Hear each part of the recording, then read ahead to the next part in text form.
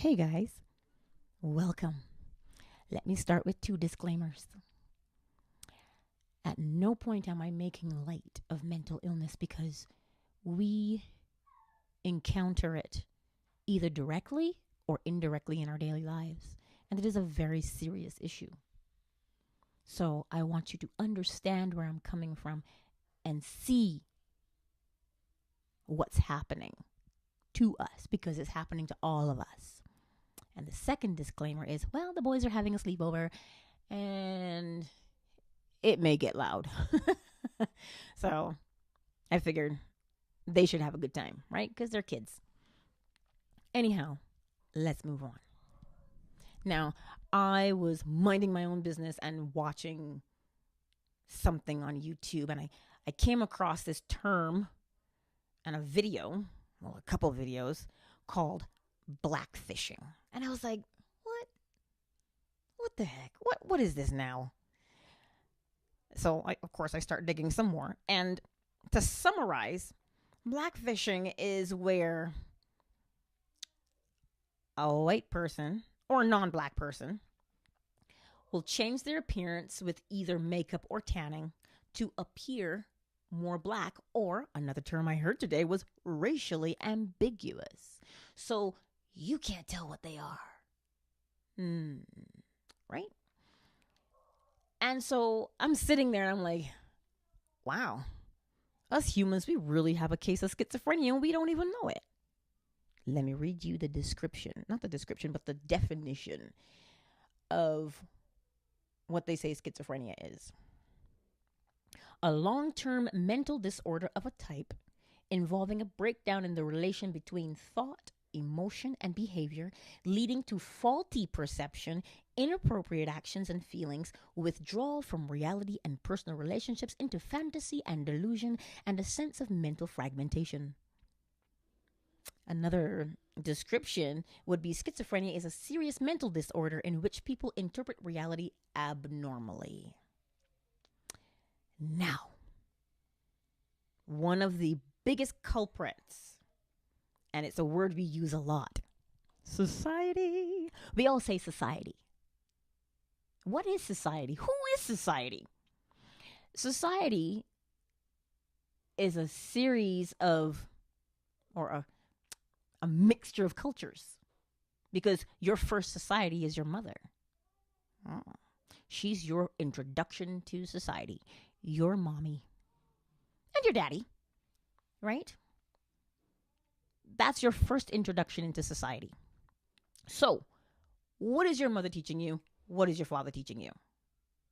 Well, if you grew up like me, I was raised with my grandparents. And my first introduction into society was church. Here are the 10 Commandments. Follow them or you're going to burn in hell. Fancy that. Okay. So I grew up believing that because that's what I was taught.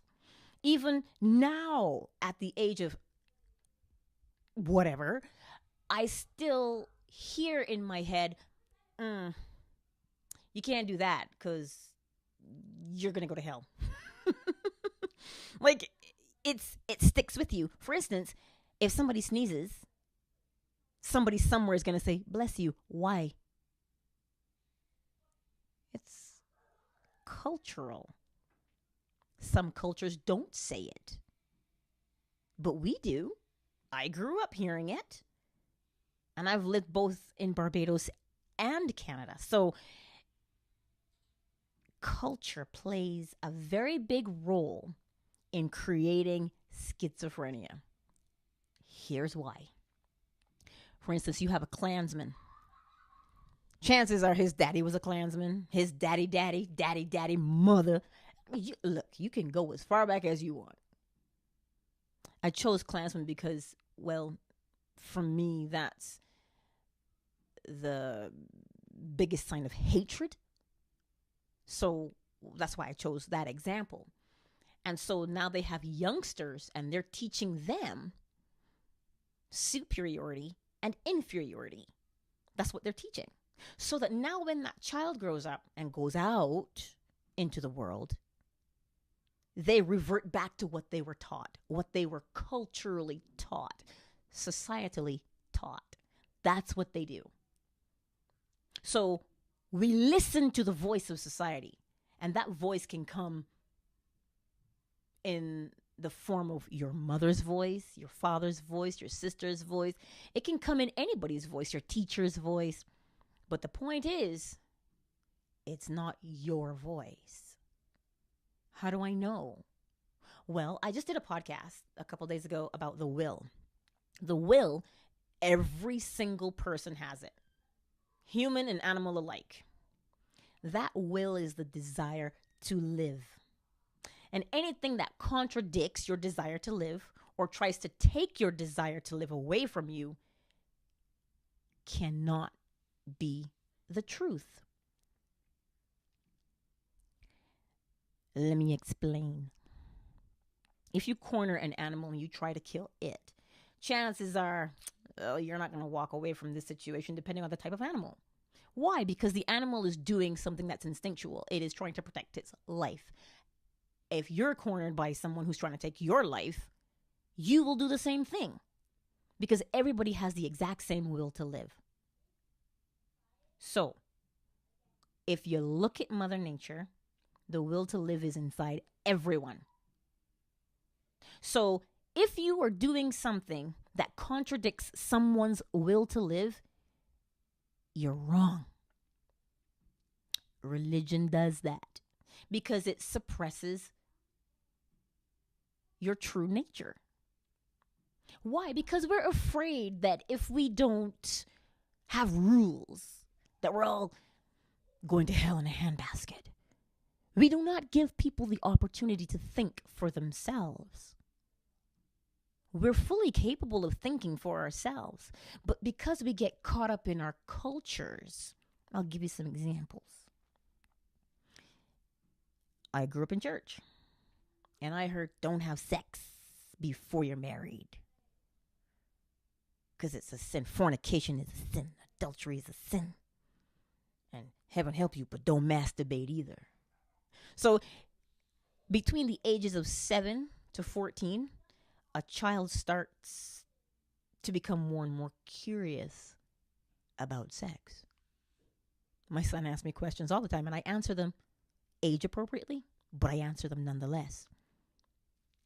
Because when Mother Nature is ready to drop those hormones, we better be ready, right? So if you say, don't have sex, and if you masturbate, you're going to go to hell. Now, what you're doing is creating fear. You're creating schizophrenia because your body is saying one thing, but then society is saying something else. Society contradicts the will and the desire to live and to express one's self. And when you suppress the natural, because energy cannot be destroyed, when you suppress the natural energy that's there, that natural sexual energy, you cause it to mutate, to become something that it shouldn't be. You create deviant sexual behavior. I'll let that hang for you there, because that's what we create when we try and suppress the natural urges that are there. Instead of guiding the natural urge, we try and suppress them. Another example, if you doubt me, is Catholicism. We tell priests they have to be celibate. But not everyone was created to be celibate. Right? So you've got this grown person who you're forcing to be celibate. So the natural energy, the natural sexual energy that's there now becomes deviant energy because you can't destroy the energy. So now, what does he do? He starts to hurt people. And then we punish him. How can you punish what you've created? You created it by not allowing it to be what it is meant to be. I think there's a scripture in the Bible that says it is better to be married than it is to burn. And I was like, but we all got here through sex. Because we all have to be born and we all have to die. But yet, we try and suppress the natural urge. Why? We try and suppress the natural urge because we want to curb fornication. We want to curb adultery. We want to curb the spread of disease. But when someone understands the natural energy, they also understand something else. They understand how to practice discernment in using the energy. Like I always tell my son when he says to me, "Oh, Mom, I'm so bored." I'm like, take a minute and feel your way through this. Because if you leave that bored energy there, it becomes destructive and he will rip this house to pieces. Ever left the dog alone and come back and he's ripped things up? Right. It's the same. You have to find a way of transmuting the energy and moving it from one form to another. Right? I hope that makes a little bit of sense. So that's what we do when we try and suppress natural urges. We create something that was never meant to be there. And then as a society, I'll say this, society has done a good job at creating thieves and liars and all sorts of things that aren't cool. Why? Because we're afraid to be punished. So it's not that you're not going to steal. You're just going to steal and not get caught. That's what we do because we're trying to prevent something from happening. You can't prevent that. We all have that same will. And if we're allowed to use it and exercise it, we learn discernment. I would not try and take your life because, oh my God, I love your shoes. I should have as much money as you. I'm going to kill you and take it. We wouldn't have to do that. Because you would understand and have a respect for life and the person living their life. And we'd never encroach upon their will to live. Another thing culture does, because there are some cultures that practice circumcision, both male and female. And now we're in an uproar because that's barbaric to do to women. It's barbaric to do to men as well. But you see what culture does? Culture says we as a group of people do things this way. So what happens to us, where the schizophrenia comes in, even though you may feel, wow, this doesn't feel right. You're still going to do it sometimes because why? You want to fit in. You want to fit in. That's what cultures do. You want to fit in to the culture. You don't want to stick out like a sore thumb. But the problem with culture is it creates an illusion of unity. But it is highly divisive because it separates people. It separates people. Right? So, and it creates false perceptions. It creates false perceptions. So you're looking at someone and you're going to judge them based on what your culture is. You measure them against your culture. But what if your culture is wrong? Again, female genital mutilation. Clearly, that is not a good practice to happen to anyone, anywhere. But it's their culture. You see what I'm saying? This is how we do things. This is how we've always done it. If it is one thing I cannot stand to hear, is this is how it's always been done. I do not like that phrase because what that says is we cannot think for ourselves. And there is where that schizophrenia comes in. You are hearing every time you go out into society, you're hearing the voice of something or someone telling you something. But what gets me is we don't just hear the voice, we do what it says. But yet, we drug schizophrenics because they're hearing voices. I'm like, dude, all of us are hearing voices because you're hearing the voice of your mother, your father. Oh, but if you don't do this, no man will want you. You need to know how to cook. The way to a man's heart is to his stomach. You got to be a good woman. You got to look pretty every day. You got to keep a clean house. My father and I had that conversation where he says a woman should know how to cook. My daddy is so cute. He's old school. And I said, but don't you have to eat? He says, yeah. I said, well, then you have a pair of hands. So it's either you're going to come in this kitchen and we can cook together because we both have to eat. That's how it is. Instead, we have shoved a cultural thing or a societal thing onto women that says a woman should know how to cook, how to keep a house. She should know how to do these things. A man should be strong, take out the garbage, mow the lawn, shovel the snow, blah, blah, blah. We call it gender roles is what we call it. Society says we have gender roles, but cognitive dissonance comes in. Why? Because a woman now goes to work because she has that right now. She also has the right to vote. Woo! She goes to work and she comes home and she's expected to cook, clean, look after the children, and still have sex. All with a smile on her face, even though she is dog tired. You see? But that's what society expects.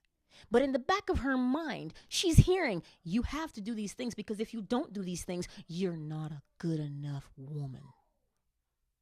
Cognitive dissonance. So now we've created schizophrenia in her.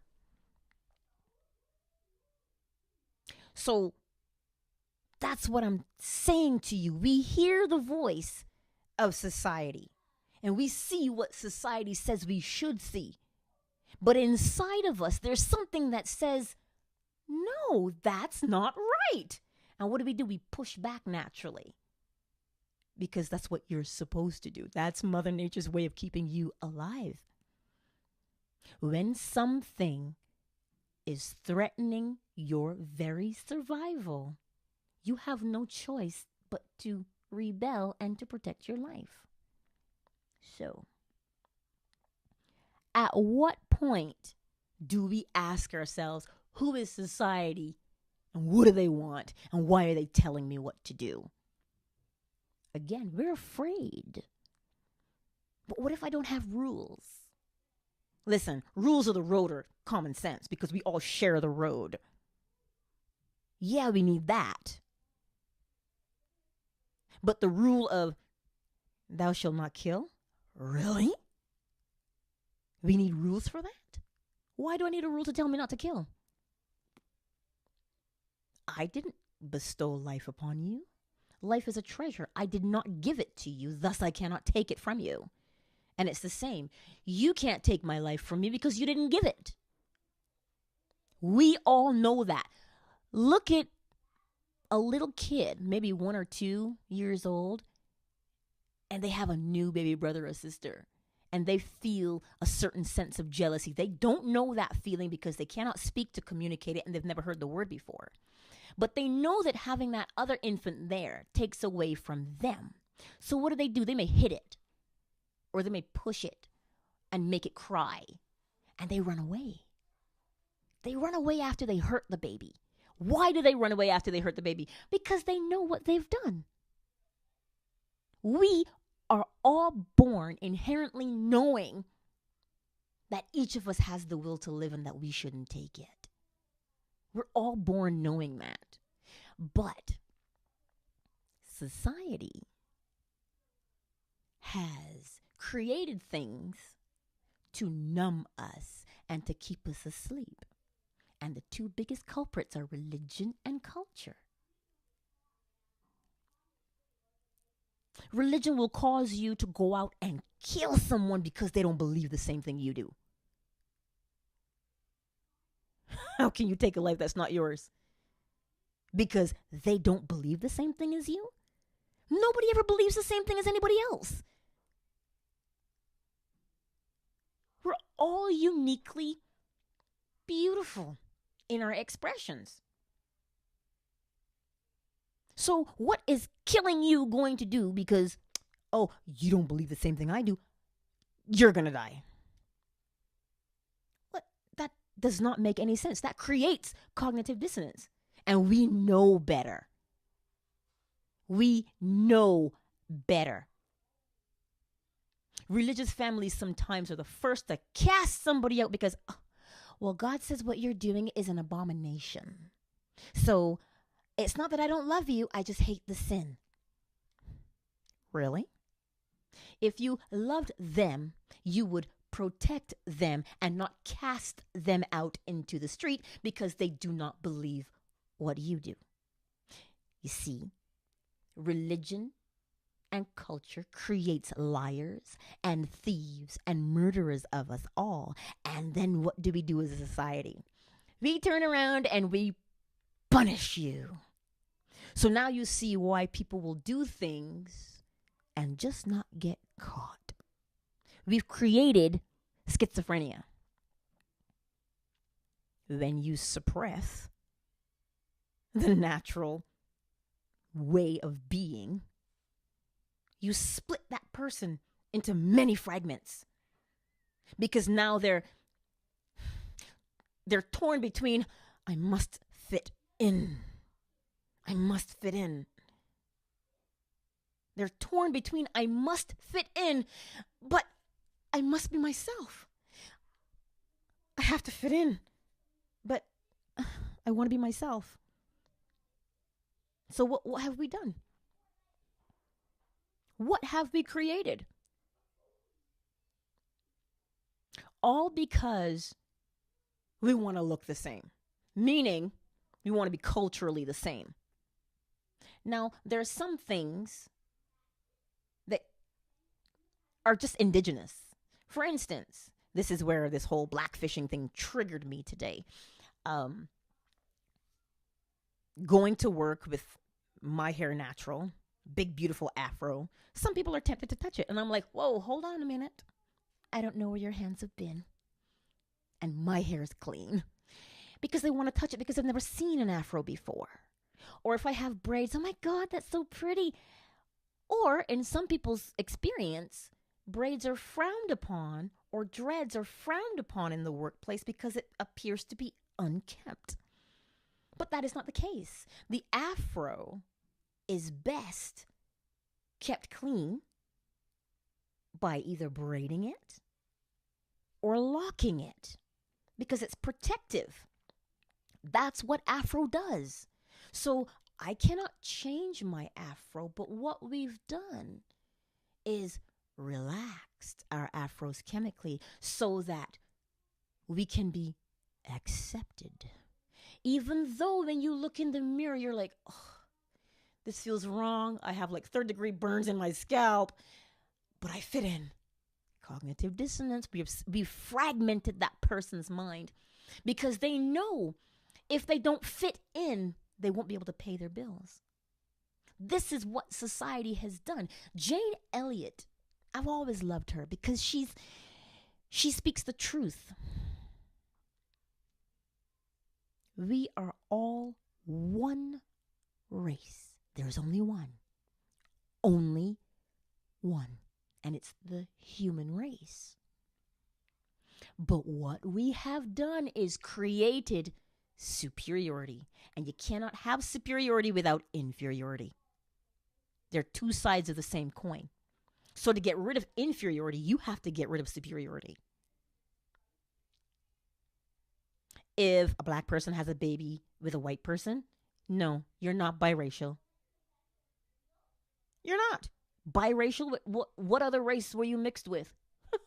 You're not mixed with any other race. You just happen to have a black father and a white mother. You don't have to choose a side. There is no side to choose. But we as a society have forced that upon them, and it directly violates their will as a human being. They had no choice in the matter. That's their parents. But we say, choose a side. I'm breathing. That's the side I'm on. That's the response you can give anybody who tries to be ignorant. And then I also learned the word colorism and darkism. I learned these things. And I'm like, but we are creating division on a daily basis. Because of what? Because society says, oh, if you are lighter skinned, you could work on the inside as a slave. But if you're dark skinned, you can work on the outside as a slave. And so you have the dark-skinned slave who's working in the field in the hot sun being whipped all the time, looking at the light-skinned slave and saying, oh, you have a better life. No, that is an illusion because you're both slaves. So you see what society has done. Society has divided us and whispered. Now this is the art of war. Lao Tzu says, don't go in there and fight and hurt yourself and lose your men. No. Pit your enemies against each other and then reap the spoils of war after they're dead. That's what we do to each other every day, the art of war. Oh, this person doesn't think you're pretty enough. And that person is society. Because society will only hire this type of person because they think that's pretty. Oh, your lips are too big. Oh, your butt's too big. Oh, you're too loud. Oh, you're too this. Society has deceived us that we are somehow separate. We're not separate, my dear. We can never be separate. We're all connected, and we're all a beautiful expression. Like, for instance, I love to stargaze, and I've said that so many times. I'm outside, I'm looking up at the stars, and I'm like, these are really organized. Like, look at Orion. 2 arms, 2 legs, and a belt down his back. You're like, dude, that's amazing. Little Dipper, Big Dipper. I still have to learn the rest of the constellations because they're really pretty. And so I asked the question. I looked up and I said, why would you make stars? People rarely look up. Why would you put them up there? Nobody looks up there. What would possess you to do it? And you know the answer I got? I love to bake. And the answer I got was, why do you bake? And I'm like, because I take the sheer pleasure of baking and kneading dough. Whether or not I share my bread with people is irrelevant. The point is, I bake because I love it. And that was the answer to my question. I put the stars in the sky because I love to look at pretty things. You, because you're appreciating them, is irrelevant. But they're still there. And I was like, wow, that's amazing. And then to expand upon that, each person is exactly the same. Whether or not somebody appreciates you and whether or not you fit in, whatever created you because they simply love to create, and they only create beautiful things. But for some reason, we have allowed society to distort the truth. We've allowed society to distort the truth, and we have fallen for it hook, line, and sinker. Nobody has to tell you, don't hurt someone else. I'm not talking about feelings because that's all interpretation.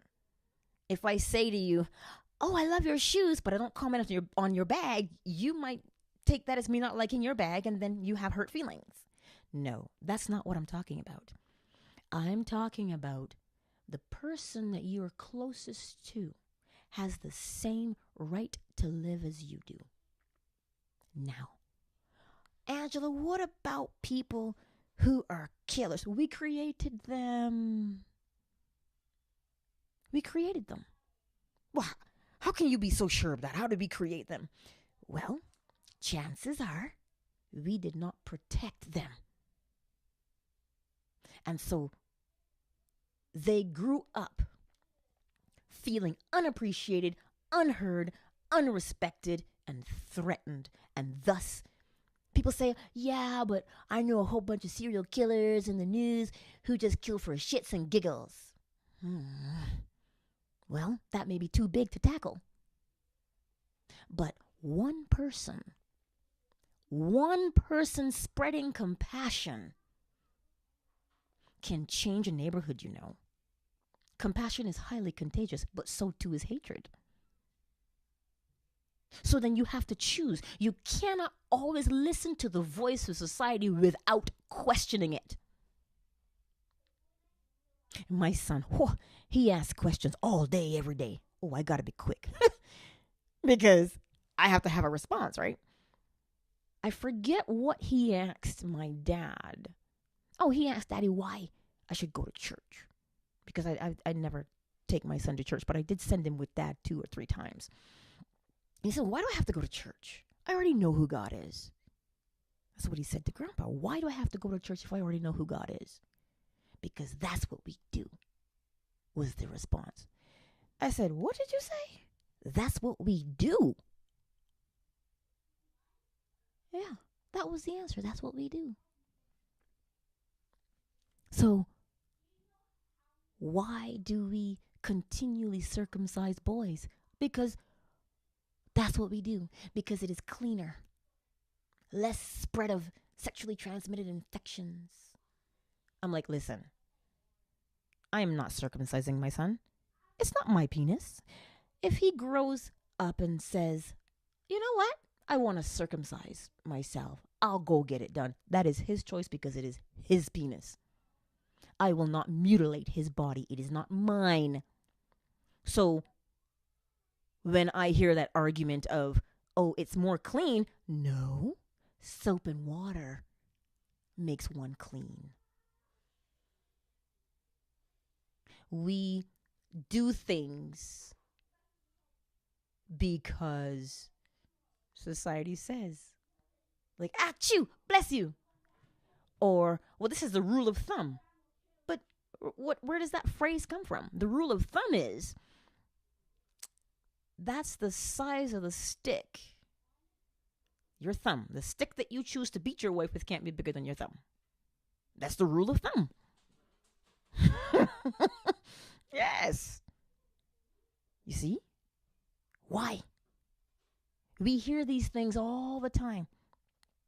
My father always uses this one. Train up a child in the way it should go, and it will not depart from it. But that's a two-edged sword. If you brainwash a child, oh wait, that may be a little harsh. If you indoctrinate a child, that's why they tell you from 0 to 7, those are your most impressionable years. And my father says, that's why your son is so wild. That's why he's so rebellious. I'm like, no, he's not rebellious. He will ask you questions. He wants to know why he has to do something. He will question you. Why do I need to do that? Why do I need to do it this way? How about this way? Is this way not as effective? Yeah. So I trained up my child in the way he should go.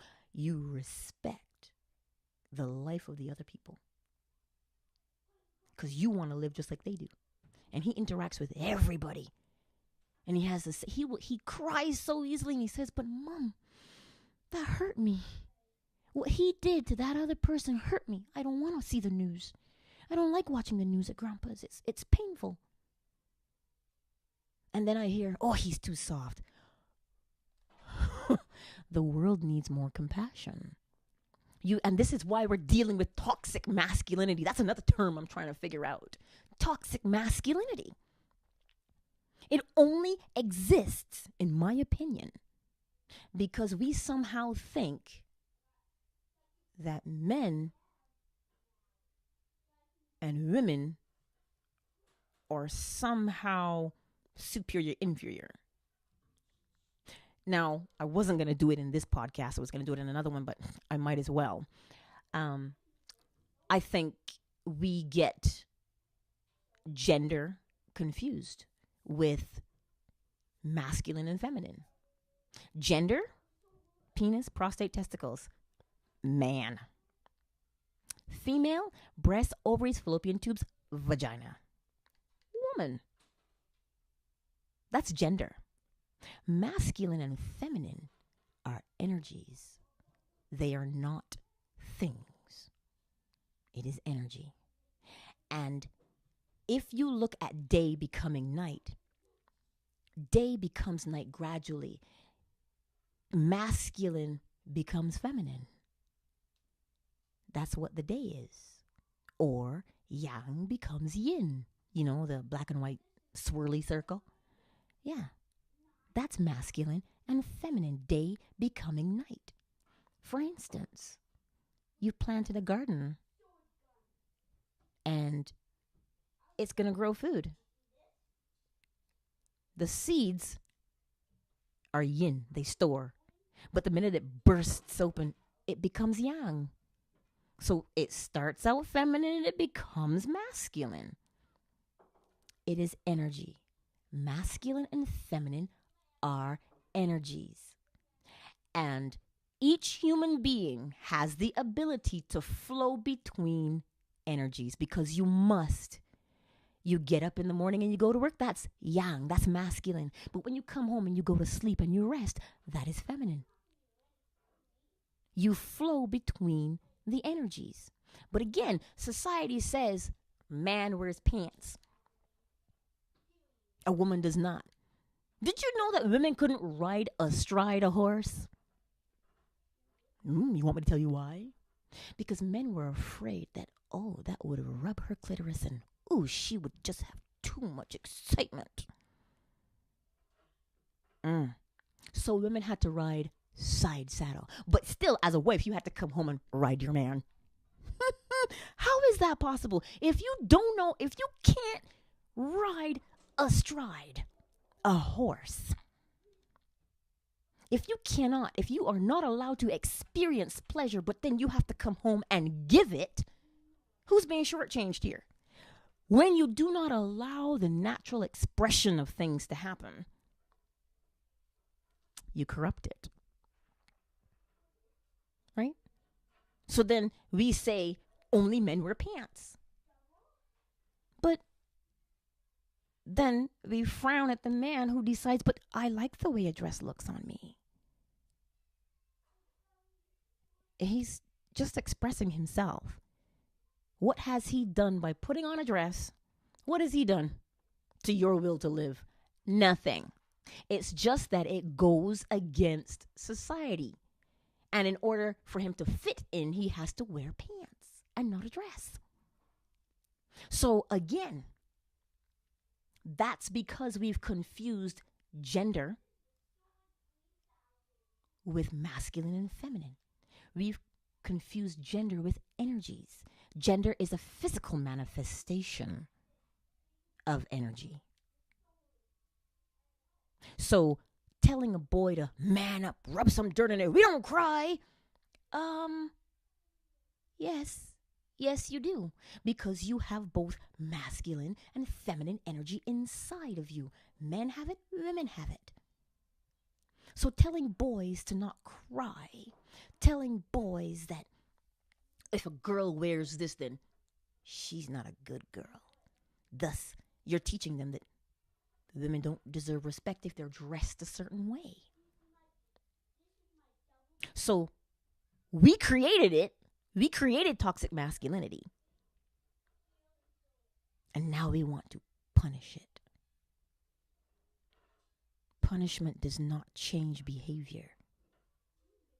Changing the mind changes behavior. So to change the mind, we have to understand that everyone has the will to live and that desire to live. And we have to respect that because we didn't give life and we can't take it. And if you respect the life that you have, you're automatically going to respect the life of the other person. And we're going to stop creating these things, liars and thieves and murderers. Oh my. Yeah, we'll stop creating those. Oh, Angela, you are living in a utopian fantasy. See, I told you we were all schizophrenic. Because I've separated myself from reality. That's what you're trying to tell me. No, I haven't. I'm telling you what the truth is. And the truth is, society has done a number on us and created this fragmented person. You're telling a man, don't cry because you're less of a man. So the energy of those tears is not going to go away, but it has to become something else because you cannot destroy the energy. So allowing men to cry and show emotion, because emotion is a feminine energy, will allow the man to embrace and flow between masculine and feminine energy beautifully, just like day becomes night. But when you force him to suppress his emotions of tenderness and compassion and kindness, it becomes anger and frustration. You see what I'm saying? So allow people to be themselves. Mother Nature did not intend for everyone. I hate labels because that which can be named, you've now made it insignificant. If you prefer having sex with women, yay! If you prefer having sex with men, yay! Mother Nature has a balance all worked out. There's a study that says it needs about 30 men to impregnate all the women in the world of childbearing age. 30 men. 30. 30 of them. What's that tell you? Sex is meant to be enjoyed. Hello. So enjoy it thoroughly. That's how we get here. There's no sense in hiding it. It's how we get here. But we are so conditioned and indoctrinated. We have got to start asking. Be like a child and question. Ask questions. There's an innocence that a child has that we need to get back to, which is asking questions. The innocence of a child, not the ignorance. Ignorance meaning they don't know because they haven't experienced. They're unaware. But innocence is looking upon everything and seeing its beauty. And asking why. Whenever you hear that voice in your head saying, yeah, but you see this person? I'm not going to hire them because black people are loud. I'm not going to hire them because this type of culture is lazy. I'm not going to hire them. No, when you hear that in the back of your head, you ask yourself, where did I pick up that gum on the bottom of my shoe? Where did I get that from? Children judge each other, not on what they look like, but how they treat each other. Oh, mommy, he wasn't very nice to me. I don't want to be his friend. Simply because of how he was treated, not because of what he looks like. Children are not blind. They know that we look different, but it's irrelevant to them. What matters to them is, how do you treat me? What energy am I picking up from you? That is what we need to get back to. Be kind. Be compassionate to one another. Because that will be like water. Water is the strongest, yet the most delicate. But she will wear down a mountain. Oh, yes, she will. With sheer persistence. That's what water will do. Sheer persistence. And that is the only way I think we will change the, I'm using bunny ears, society that we live in. By being persistent with our compassion and kindness and questioning the voice in our heads. And the minute you feel defragmented, to tell you how you know, if you feel defragmented and you want to hurt somebody or hurt something, that's not truth. But if you want to uplift someone and high five them and congratulate them and be happy with them, that is truth. That's how you know. That's how you can tell the difference. With that, I bid you adieu. Now we're going to breathe, because I find when you breathe, you reconnect with yourself. So we breathe in and we breathe out. We breathe in and we breathe out. Take a moment for yourselves. Much love.